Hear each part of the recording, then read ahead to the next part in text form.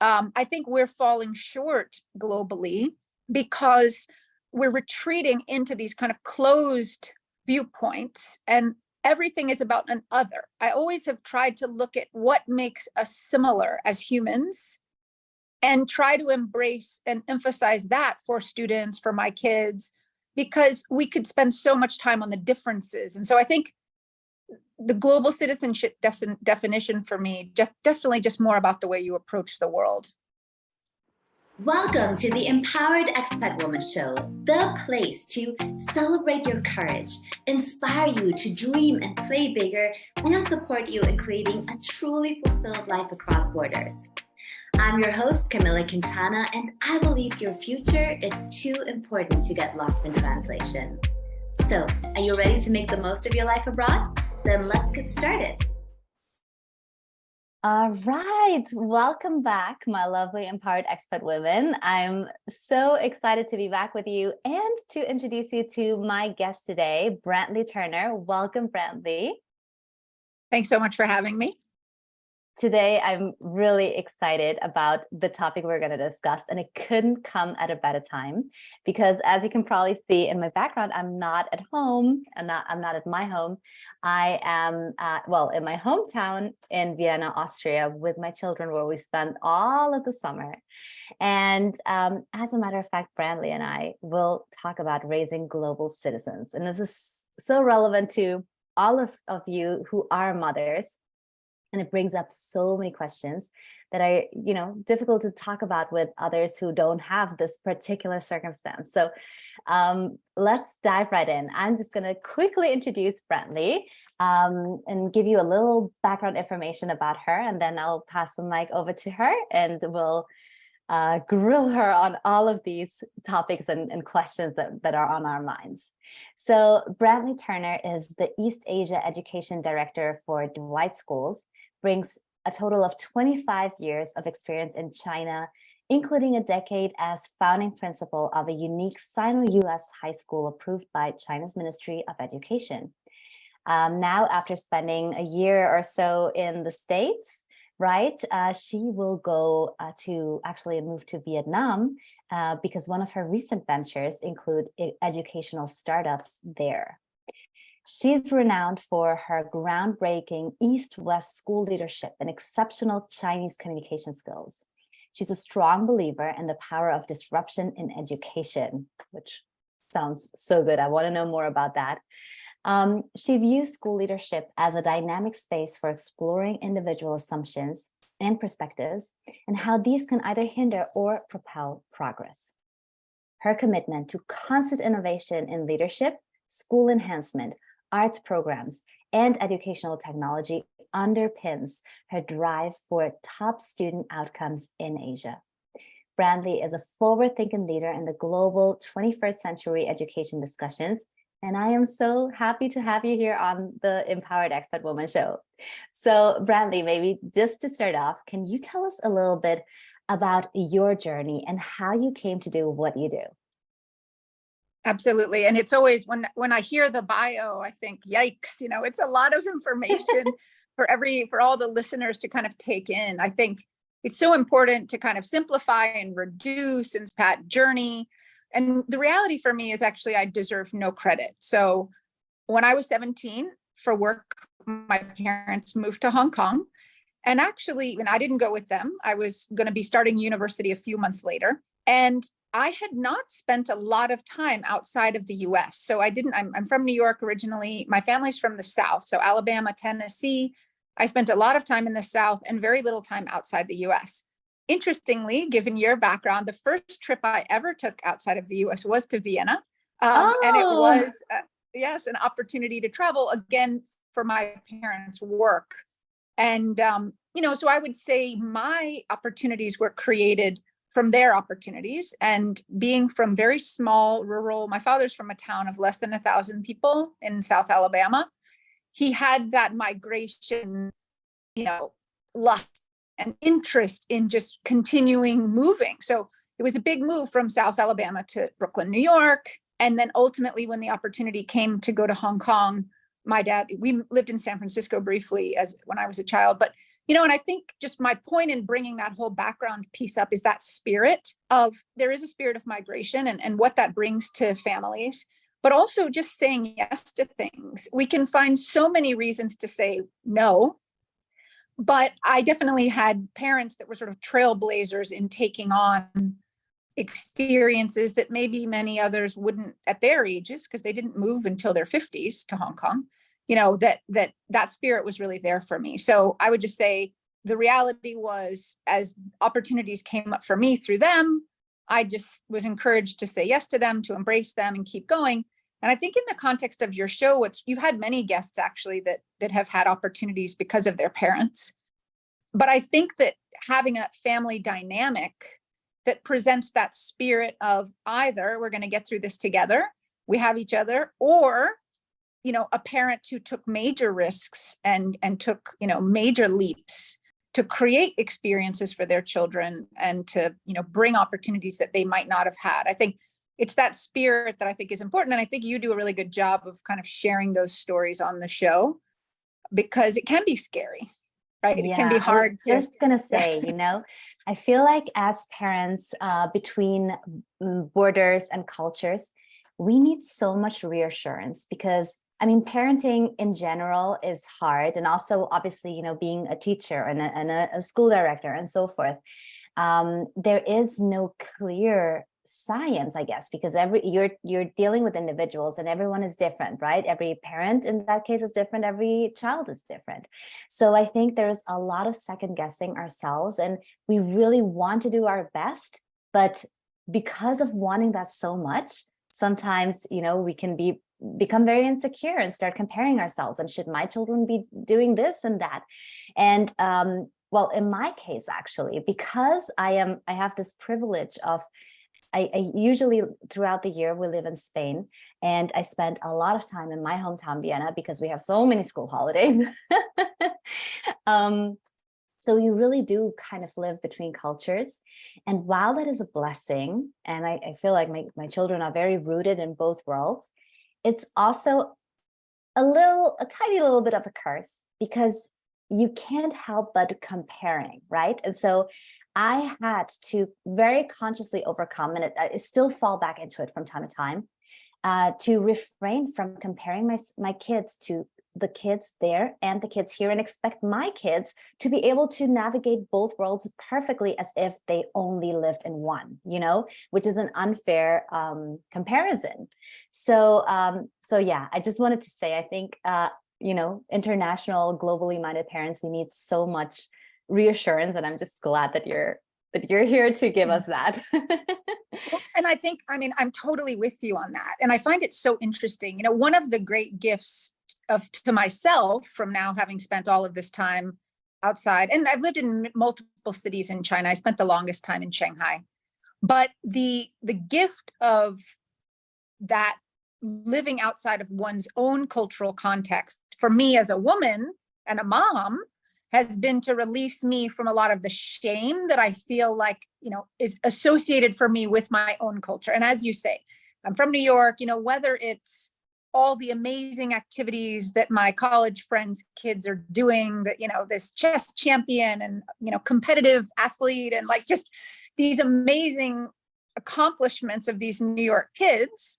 And also then my own sort of mental clutter around fitting in well to my cultural norms and expectations. Am I thin enough? Am I rich enough? Again, and I think we have to be really honest about saying those things out loud, because such the beauty of, in the Shanghai cultural context, I don't have any of the shame of the culture. I'm not Chinese. I'm a green card holder, which is a little bit unusual, right? But it's not, I don't play by the same rules, even if I know them. And that to me as a woman has been really liberating. But then when you think about what does that mean for the way in which you're raising your children and sacrificing, and like, what did they gain and what did they sacrifice because they're on this journey with you? I think it's very important to think about, but also we need to give ourselves a break sometimes, right? Yeah. We have to embrace our decisions for all of their strengths and weaknesses. Yeah, I think so too. So maybe since we are specifically talking about raising global citizens, do you have a definition that you can share with us of what that group of people really represents or who they are? Global Absolutely. citizens. I've been thinking about this a lot because if you look at so much curriculum, and depending on where your kids go to school, they may be exposed to this idea of, okay, international mindedness statement, or, some sort of statement around global citizenship. I teach in the International Baccalaureate. It's very focused on this as a topic. But the term global citizen isn't kind of doing it for me completely, because actually it's not the title, right? It's not I grew up abroad, I'm a global citizen. It's the mindset. Yeah. And it's the way in which I really want to share for people who might listen to this show who are not on this journey of moving around, that actually you don't have to be. It's not the physical action that makes you the global minded person. It's the way in which you approach how you think. And I like to think of it more as global confidence or global competence, right? That you're as comfortable in a room in Spain as you are in Hong Kong, right? And I think that creating that space and that sort of intercultural respect, that we approach the world with open-mindedness, confidence, and feeling that we can move in and out of our own culture, to me is really something anyone can achieve, even if you never have that physical opportunity to move. I think we're falling short globally because we're retreating into these kind of closed viewpoints, and everything is about an other. I always have tried to look at what makes us similar as humans and try to embrace and emphasize that for students, for my kids, because we could spend so much time on the differences. And so I think the global citizenship definition for me, definitely just more about the way you approach the world. I love that. And, focusing on the similarities instead of the differences, to me personally, and this might be a matter of personal taste, right? Or of even character. That has been such an important lesson for me to be able to navigate between cultures. And I remember sometimes I wanted to, I used to tell my kids like multicultural bedtime stories when they were a little smaller, because when we, in our recent move, it was such a nice way to kind of normalize the struggles that they encountered and went through by telling them a story about someone who also moved and who, had all these typical like misunderstandings and culture clash and so forth. And at the time, I started thinking, though, do I really want to draw my kids' attention to, for instance, right, even though it's funny to tell that, the misunderstandings that can occur and the culture clash, or do I want them to focus on how they are similar to other kids that may speak a different language, that may look different, right? And I think I love that you just put this into words. And yeah, I feel like, well, for me at least, and I would love to receive everyone's feedback on that, I think that is really the way to go. And that is what will make us much better global citizens, definitely. And I think that, some of it too is naming it, right? And sort of allowing yourself. So in the early days in China, I can remember faculty being assigned to different projects that I was working on. And, let's say one faculty member, it was working really well, and maybe their spouse, male or female, their partner wasn't as successful. And it was really interesting the way that those things manifested themselves in kids. And so, I've seen kids make stances like, I'm never going to eat Asian food, right? And the family's only going to do the Western options. So I always thought about, like, I totally get that it's so hard when this works for one, not for the other. I'm sure in your coaching, arena, this is something you encounter regularly. Yes. But how do we then approach that and like give ourselves a break? And it's been an interesting thing for me. And I think that this is where this kind of global citizen adaptability piece dovetails, with the future of artificial intelligence. Like I've been really working on this like thesis in my mind, which is, okay, Tell us more. Yeah. If we can agree that the most important thing going forward when machines will be faster and smarter than us is our unique ability to adapt. Machines can't love and hate simultaneously because they're functioning, right, in binary programmed code. We as humans can have those conflicting emotions simultaneously of you love and hate something, someone, or an experience, right? And that's what makes us really, from a neuro perspective, uniquely human. Yeah. So if we agree with that, and I'm sure some folks might not, then you start to think, okay, if I want to increase my adaptability, what can I do?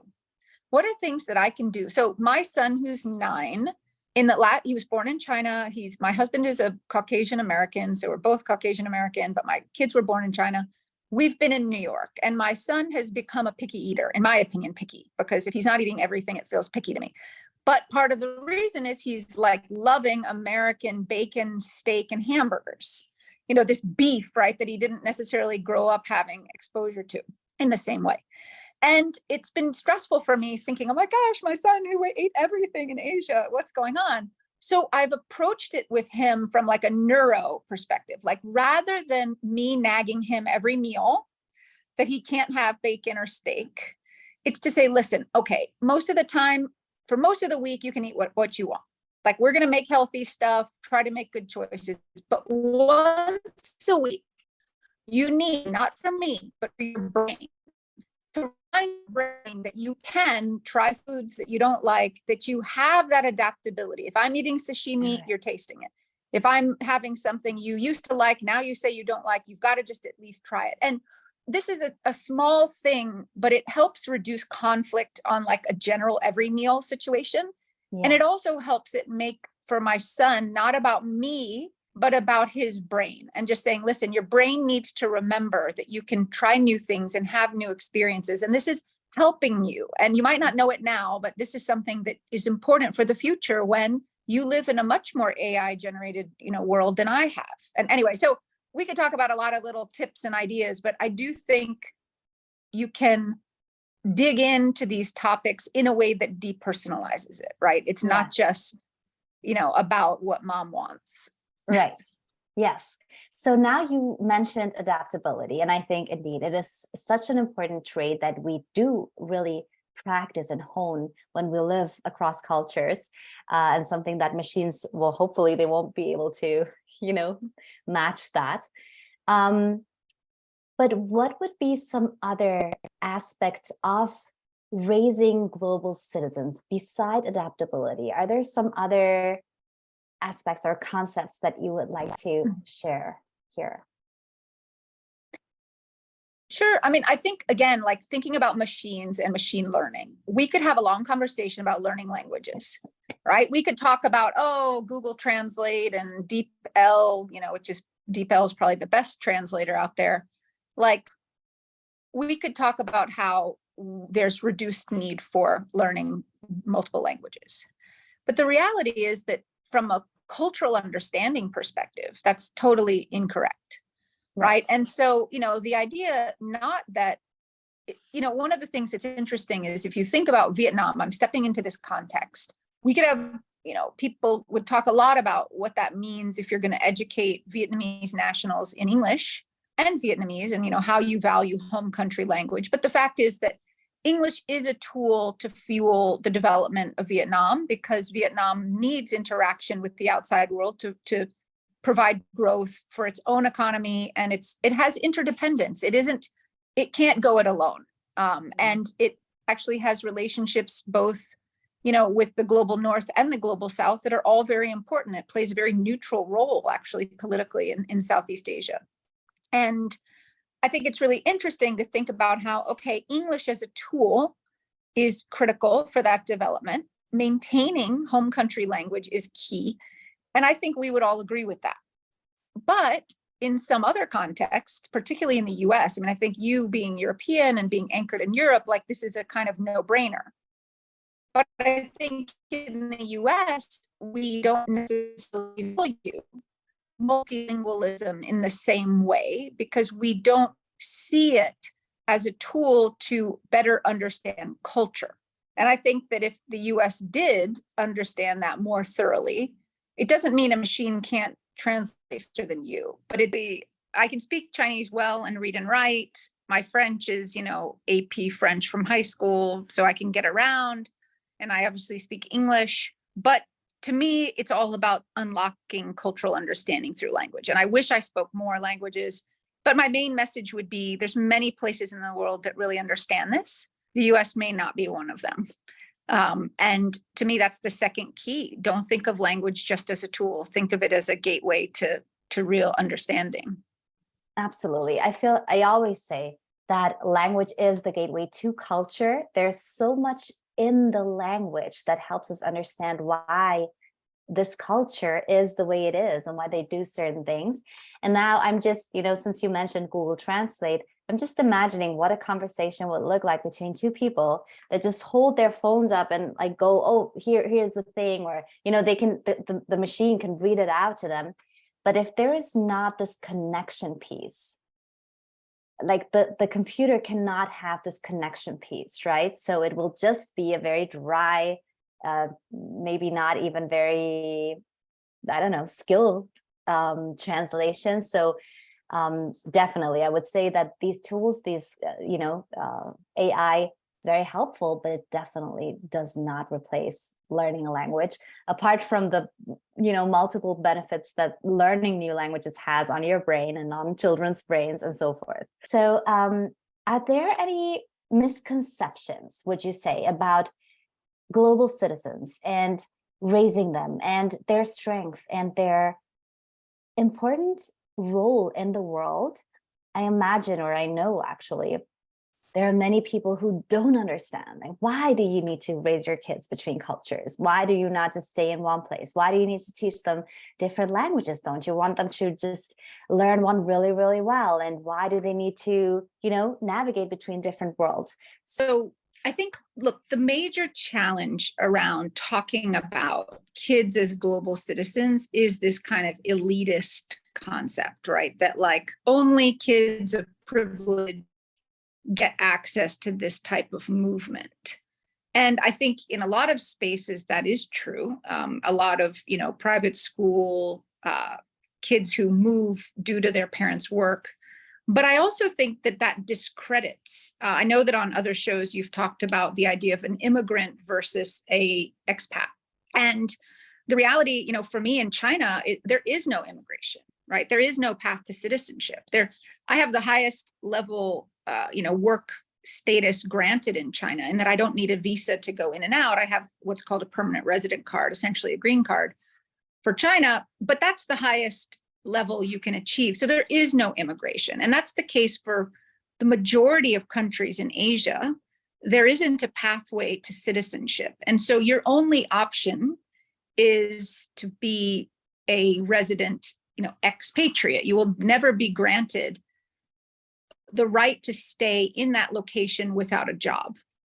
And so for many of the areas that I've worked in Asia, you can't, and you have to meet very stringent criteria to be visa eligible. For example, generally, you have to have gone to university.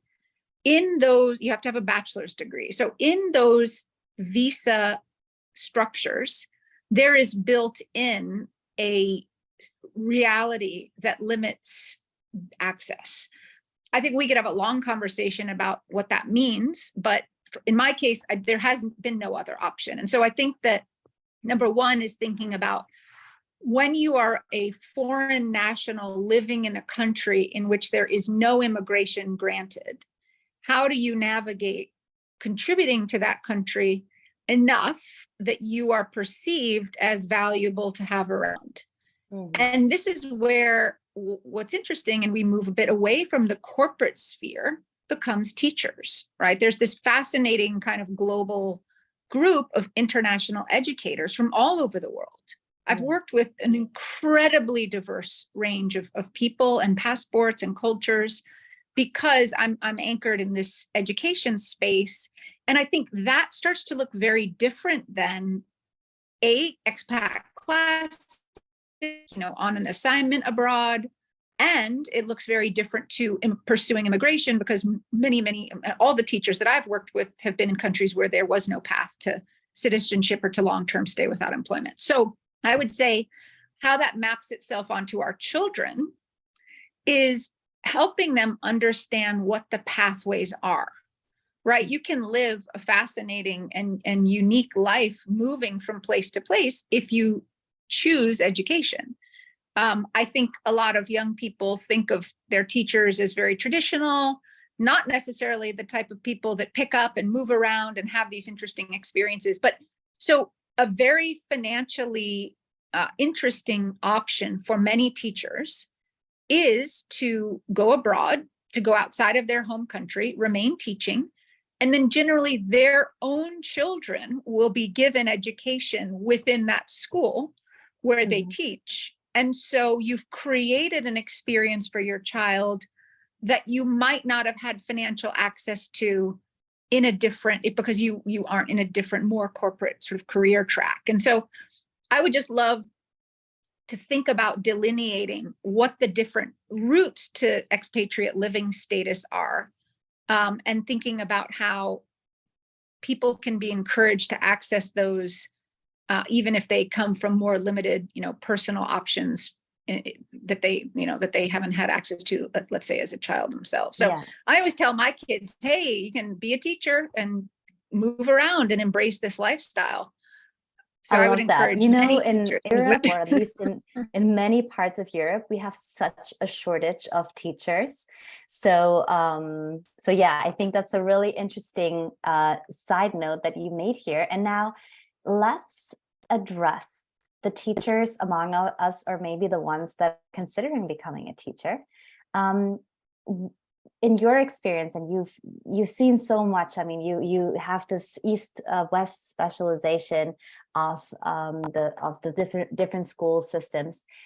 What are some ways that international teachers can help children in their international school system to really thrive as little global citizens, whether they're locals or they're expats or they're immigrants or whatever label you may give them, right? But what can these teachers do to really, help unfold these kids' potential?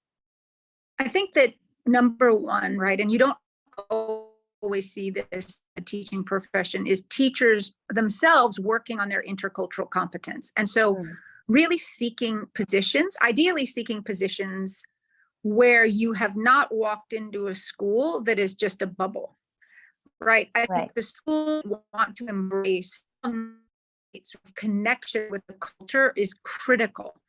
And it doesn't mean that it's fascinating. I'll give you a quick example. Like, I'm in a discussion right now about uniforms for Hanoi. And I'm pulling in, European and British and American perspectives, but also local perspectives. I said, why does the formal kit have to only be a Western suit? Why can't we have an Aodzai, both a male and a female Aodzai?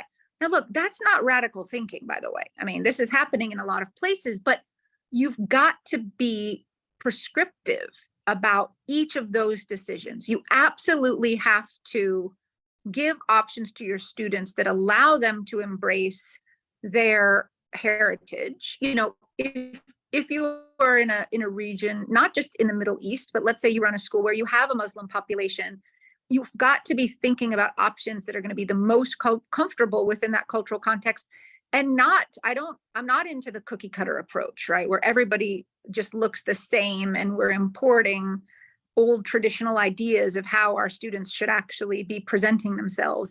And I think the other piece of that is just for teachers embracing the idea that we live in a world in which kids are questioning gender, and you've got to be sensitive to what students are asking, what parents want for their children, what teachers are comfortable, just explaining and facilitating. And what it takes to keep up with that, you got to keep educating yourself. You have to be ahead. You have to be more open. You can't close and retreat into these sort of bubble communities that exist abroad, because you just won't keep up. you've got to be ready for difficult conversations and complexity.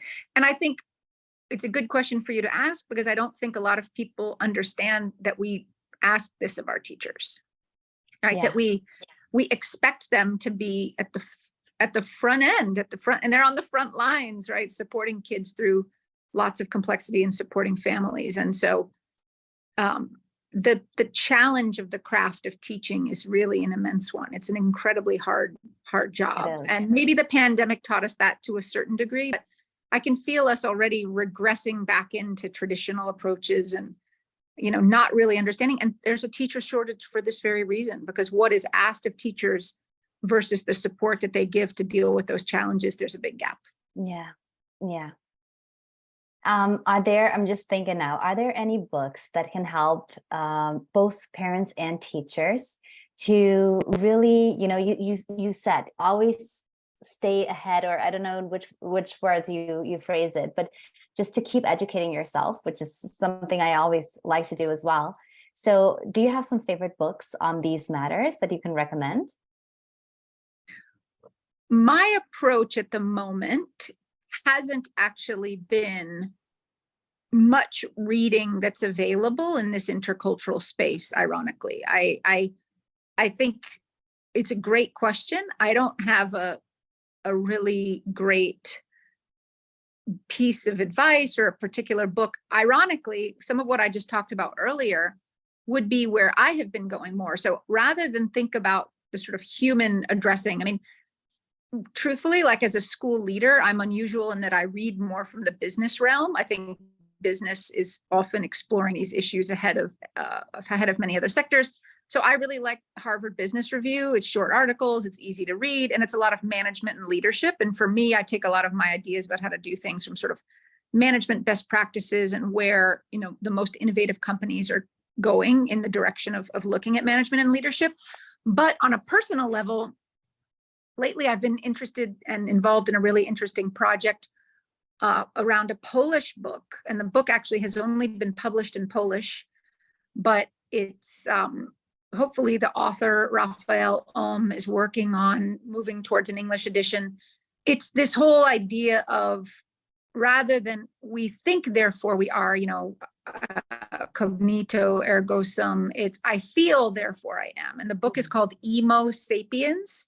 So like emotional humans, but Emo Sapiens. It was published in Poland many years ago. Really, it's written by a psychologist who wrote a book for their children to understand what they do in terms of their work.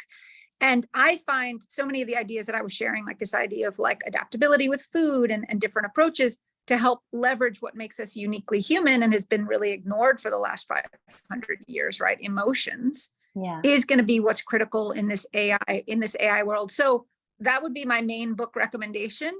The other thing so we have to wait until it's released in English. It is. You can find Emo Sapiens, and I'm sure if you wrote Raphael, he might share some timeline. But I think it'll come out.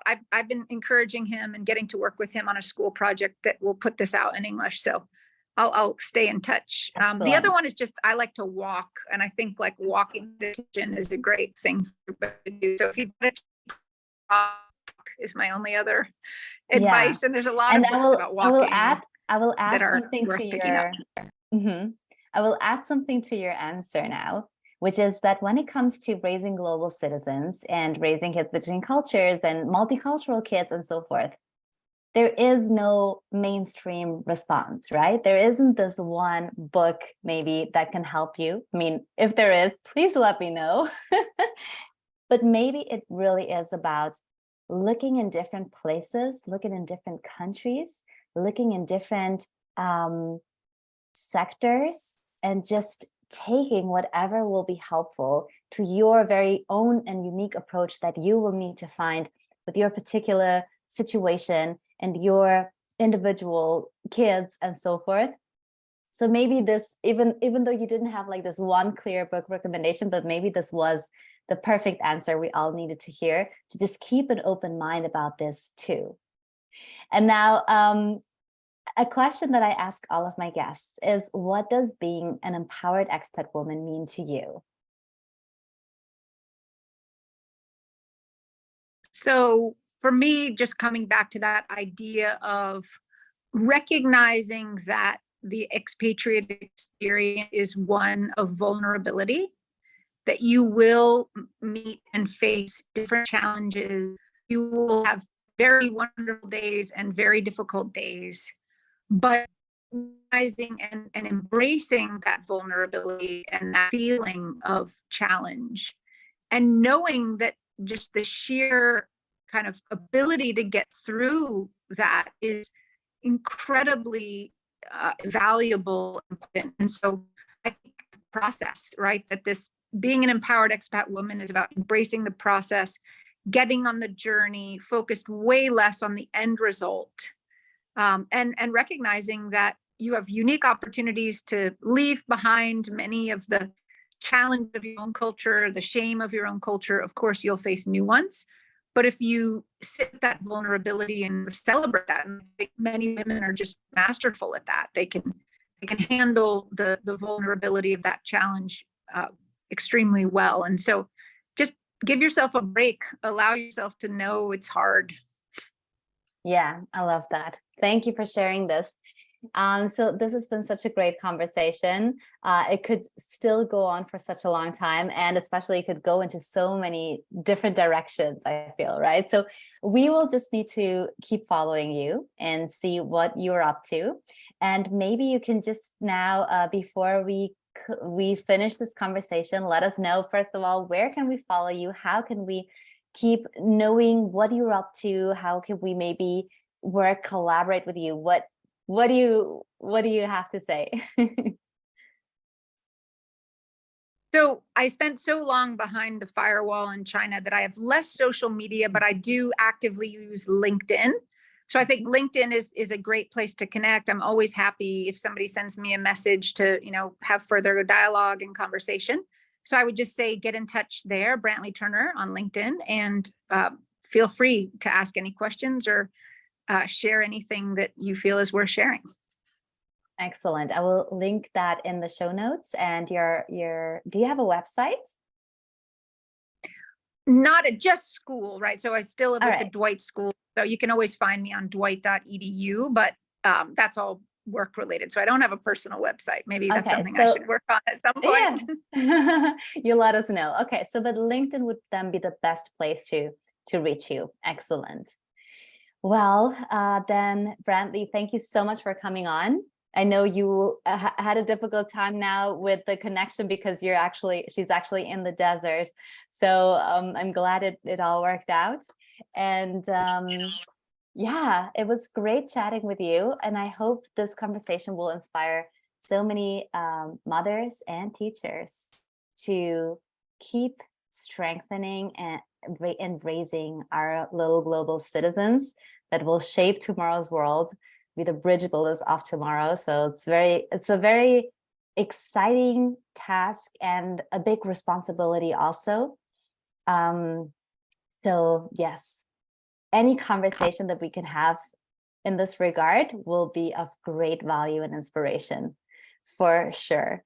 So with that, I thank you so much again, Brantley, for coming on. It's been great Thank you, Camilla. I meeting appreciate you. it. And yeah, ladies, I speak to you soon. See you next week. Bye.